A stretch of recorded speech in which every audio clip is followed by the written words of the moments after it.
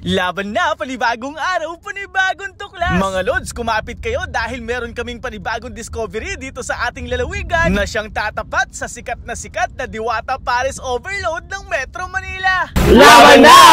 Laban na, panibagong araw, panibagong tuklas. Nandito nga tayo ngayon sa lungsod ng Gapan at pinuntahan natin ang Parisan na talaga nga naman pinagkakaguluhan, pinipilahan at binabalik-balikan. Yan nga ay walang iba kundi ang Parisan ni Bungi! Kaya naman mga kababayan, ano pa hinihintay nyo? Dumayo na kayo dito sa lungsod ng Gapan. Tikman na natin to. Let's go! Laban na!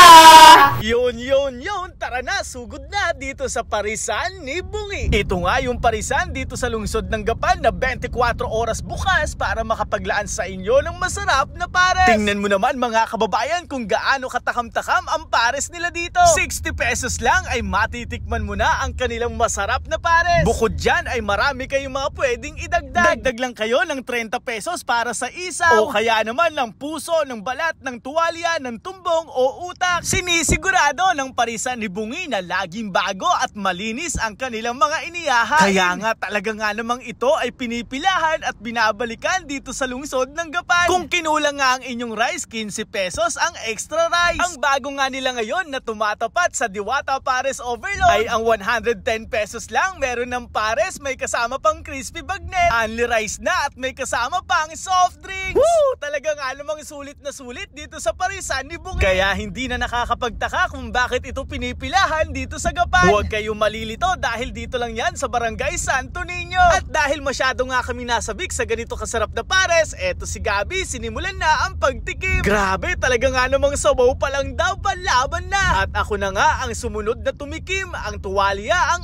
aking kinain. Grabe, totoo nga ang balita. Lasang-lasa. Sumunod yan tumikim ay itong si Pugay na may kasamang puso ang kinain. Grabe, ganun din siya, nasarapan din. Sumunod yan tumikim ay si Pendong na mahilig sa maanghang. Kaya nilagyan niya ng maraming sili ang pares na may kasamang balat. Ayan na nga at excited ng matikman ni Pendong.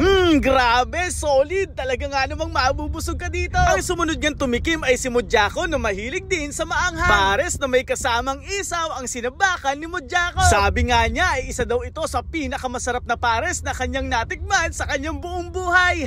Kaya kayo dyan mga kababayan, kung hindi nyo pa ito natitikman, huwag na kayo magpatihuli, panigurado hindi kayo magsisisi. Iba talaga ang impluensyang hatid ng Diwata Pares Overload. Nang dahil po sa inyo ay marami na tayong mga kababayan ang sumusubok na iba't ibang parisan dito sa Pilipinas. Sa parehong paraan ay natulungan nyo po ang aming mga kababayan na magkaroon ng kita sa pamamagitan ng pagtitinda ng masarap na pares. Ito po muli si Quiz Philip, isang proud probinsyano at isang proud Novoecijano mula sa bayan ng Laur. Katulad ng palagi naming sinasabi, suportahan at tangkilikin natin ang hanap buhay ng ating mga kababayan. Dahil sa dulo, tayo rin ang magtutulungan. Maraming salamat sa pagsama hanggang sa muli. Paalam, ingat and God bless. Parisan na!